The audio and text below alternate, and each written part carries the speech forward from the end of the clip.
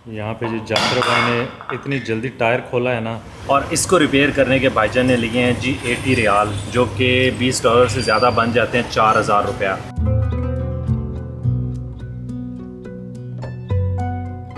अस्सलाम वालेकुम everyone and welcome back to the channel from Jeddah. उम्मीद करता हूँ कि आप सब लोग खैरियत से हैं।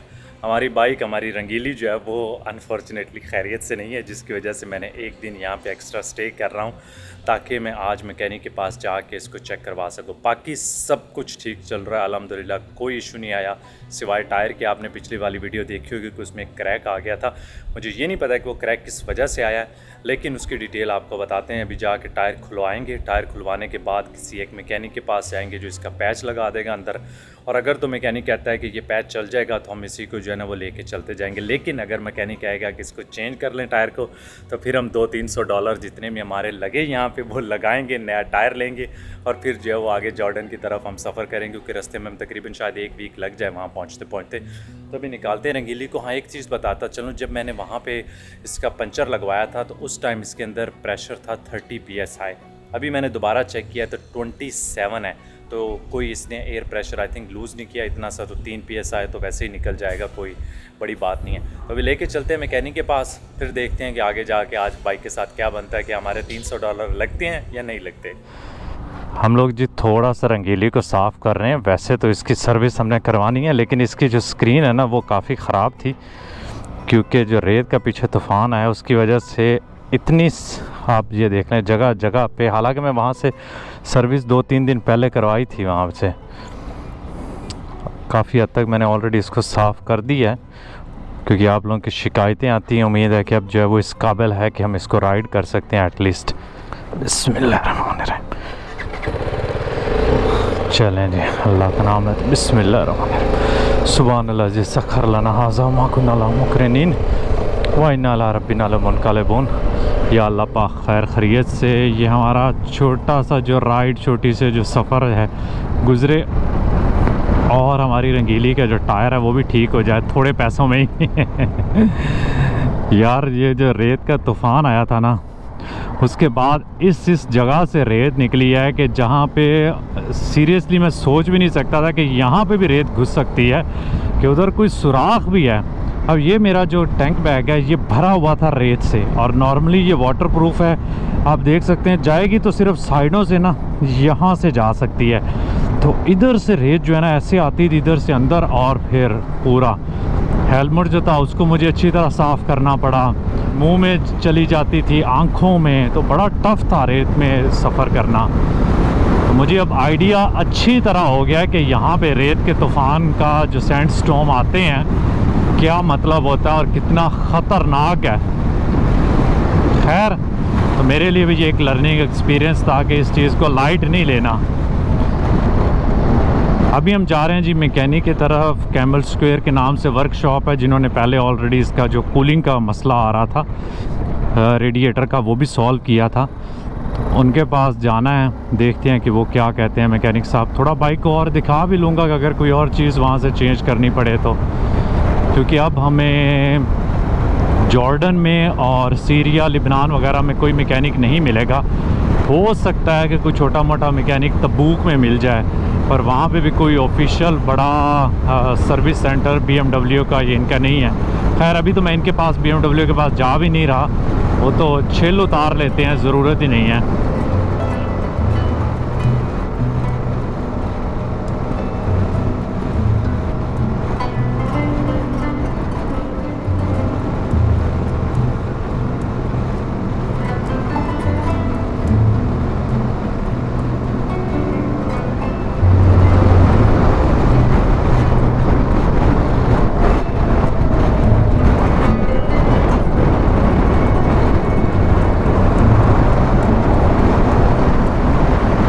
ये स्क्वायर के दरमियान में क्या ऊंट बनाया हुआ लग मुझे ऐसे रहा है, 2 ऊंट बनाए हुए हैं। इसका, हाँ, जिस दुकान पे जा रहे हैं उसका नाम भी कैमल स्क्वायर मोटरसाइकिल शॉप है, तो इस जगह का नाम भी कैमल स्क्वायर है कि यहाँ पे ऊंट बनाए हुए हैं। अच्छा, देख लें। मैं सोच रहा था पता नहीं इसे कैमल स्क्वायर इस एरिया को क्यों कहते हैं।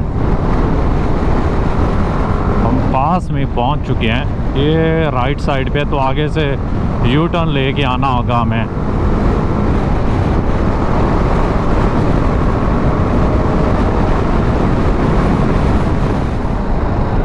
ये आ गया जी इधर राइट साइड पे, जिनके पास जाना है। बंद किया हुआ हो सकता है अंदर ही हूँ।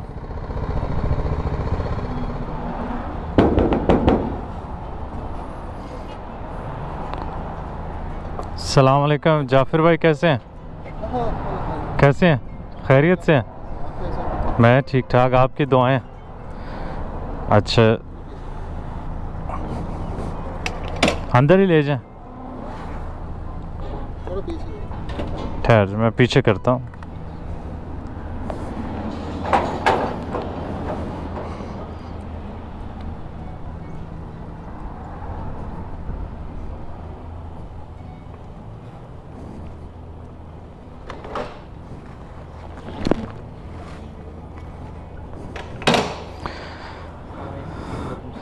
कल ट्राई कर रहे थे आपको कॉल करने की।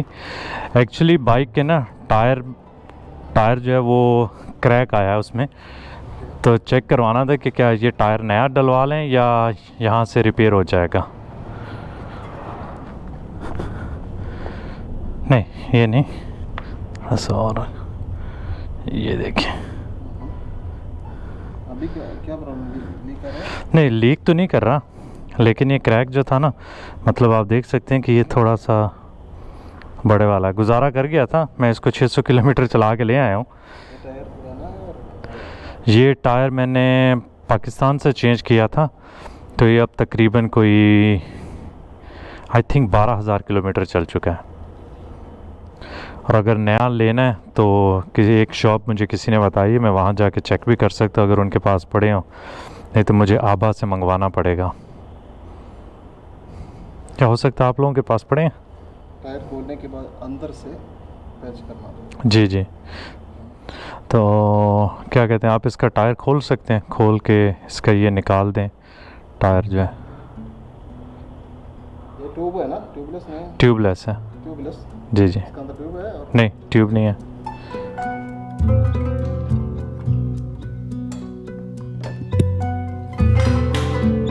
यहाँ पे जो जाफर भाई ने इतनी जल्दी टायर खोला है ना मुझसे तो इतनी जल्दी नहीं खोलना था, हार्डली शायद कि 5 मिनट लगाए होंगे।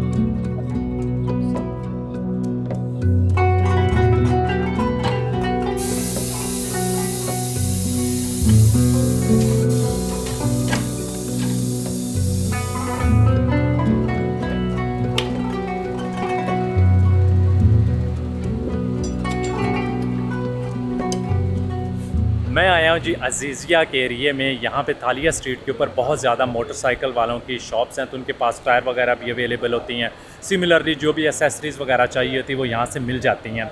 तो यहाँ पे एक पंचर वाला जो है वो पैच वगैरह लगाता है, तो उसके पास जो है वो लेके आए, उसको दिखाया है कि ये बहुत बड़ा तो नहीं है, मतलब हो सकता है कि ये पैच लगा दे और बाद में हम जाएँ और रास्ते में पैच जो है वो जवाब दे दें, तो फिर हम वहाँ पर फंस जाएँगे।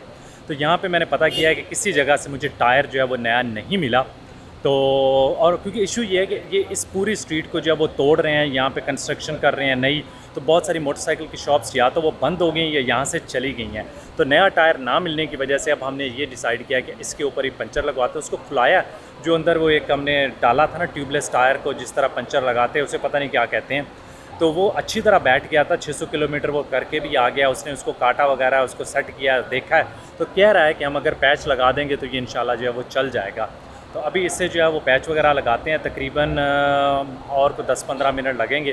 थोड़े से उसके तरले मिन्नतें करनी पड़ी हैं क्योंकि वो कह रहा था मैं अभी ज़रा आराम कर रहा हूँ छुट्टी के टाइम। मैंने कहा तेरी वीडियो बनाऊँगा, मशहूर हो जाएगा। तो रहील भाई यहाँ पे बैठे हैं और मैं, हम दोनों आगे हैं। हम यहाँ पे 1 घंटे का वेट करना है हमें, बिल्कुल, ताकि उतनी देर में, वो बंदा पहले 2 घंटे कह रहा था, लेकिन कैमरे का फ़ायदा ये हुआ कि उसने कह दिया कि अब आप 1 घंटे में कर लें। तो मेरे पास है कैपेचिनो, इनके पास है आइस टी, ये कॉफ़ी नहीं पीते। साथ में कुछ खाने को है ताकि हम आराम से यहाँ पे घंटा जो है वो गुजार सकें। बाहर गर्मी बहुत ज़्यादा है, लेकिन ये कि ज़ीज़िया में आपको पता है जगह जगह पे मॉल और इस तरह की हर चीज़ आराम सुकून से मिल जाती है। तो हम कॉफ़ी पीते हैं, थोड़ा इंतज़ार करते हैं और उम्मीद है कि तब तक टायर की हमें एक वो अच्छी ख़बर मिलेगी कि बन चुका है, मतलब कोई इशू ना आए उसमें।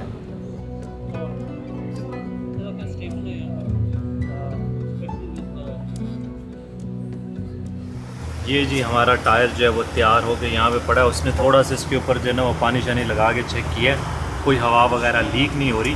तो सामने मेरे पास ये पैच है, कहता है कि ये जर्मनी से हमने स्पेशल पैच मंगवाए हैं और ये लगाए हैं। और इसको रिपेयर करने के भाईजान ने लिए हैं जी 80 रियाल, जो कि $20 से ज़्यादा बन जाते हैं, 4000 रुपया। चलें जी भाई साहब का शुक्रिया करते हैं। शुक्रिया अभी भी। ओके, सलाम। ये उसको उसके पैच वापस कर दें। भाईजान ने खूब छिल उतारी है हमारी आज।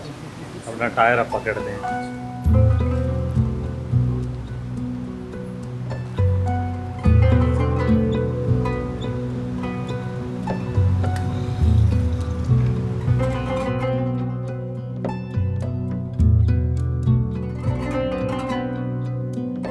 यहाँ पे जी जाफ़िर भाई टायर हमारा जो है वो दोबारा लगा रहे हैं बाइक के अंदर, और उम्मीद है कि सारा काम जो है वो आज ही जल्दी से ख़त्म हो जाएगा। वैसे इतना काम है नहीं, इसके अलावा हम श्योर कि जाफ़र भाई को पूछते हैं उसके अलावा कोई और चीज़ भी हमारी ठीक है या चेंज करने वाली है या कुछ और है, ताकि एक दफ़ा बाइक का जो लास्ट वाला काम है ना सारा वो भी हो जाए, क्योंकि आगे हमें कोई सर्विस स्टेशन जो है ना वो बड़ा नहीं मिलेगा।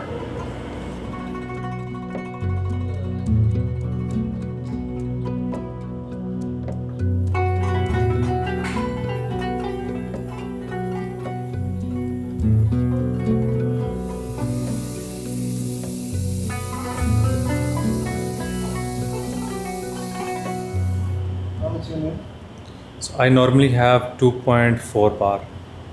2.4 this.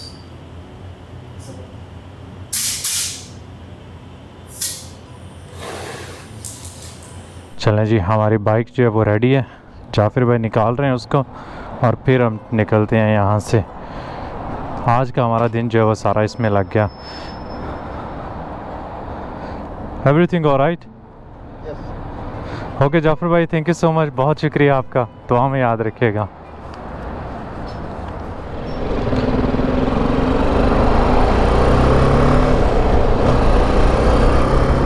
जाफ़िर भाई जी माशाल्लाह बहुत नाइस और बहुत अच्छे बंदे हैं। उन्होंने जैसे ही मैंने बाइक ला के खड़ी की है, मिनटों के अंदर टायर खोल के ये काम करके उन्होंने मुझे दस्ती फारग किया है। कुछ मैकेनिक्स होते हैं जिनके बहुत नखरे होते हैं ना, आप उनके पास लेके जाएं तो कहते हैं अच्छा मेरे पास टाइम नहीं है, मुझे ये होगा वो होगा। तो इन्होंने कोई कुछ नहीं कहा, आए हैं, टायर खोला, टायर दिया है, टायर मैं सही करवा के लाया हूँ, टायर लगा के बाइक सेट करके चेन साफ़ करके दी है। और इसके मैंने पे किए हैं जी जाफ़िर भाई को यहाँ पे 150 रियाल। तो 80 रियाल का जो उधर पंचर लगवाया है ना, वो मुझे थोड़ा एक्सपेंसिव लग रहा था। मैं एक्सपेक्ट कर रहा था कि 30 से लेके 50 रियाल के अंदर मतलब पंचर लगवाना। पाकिस्तान में देखो कि क्या गया, 4000 रुपये का पंचर लगवा लिया, तो ये तो बहुत एक्सपेंसिव है। लेकिन क्योंकि हाँ, दूसरी चीज़ ये कि उन्होंने बाइक का टायर वगैरह खोलते भी नहीं है, तो इसलिए हम इधर आए थे कि टायर यहाँ से खुलवा के फिर उधर लेके जाएंगे, पंचर लगेगा, फिर हम आगे कहीं जा सकते हैं।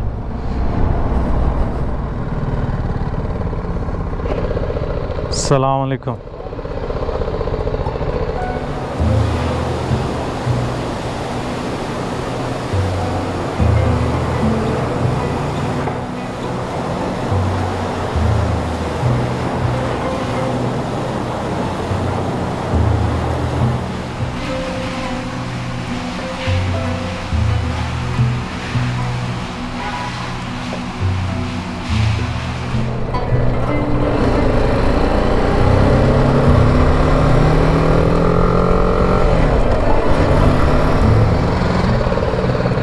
चल भी रंगीली साल है हम तो।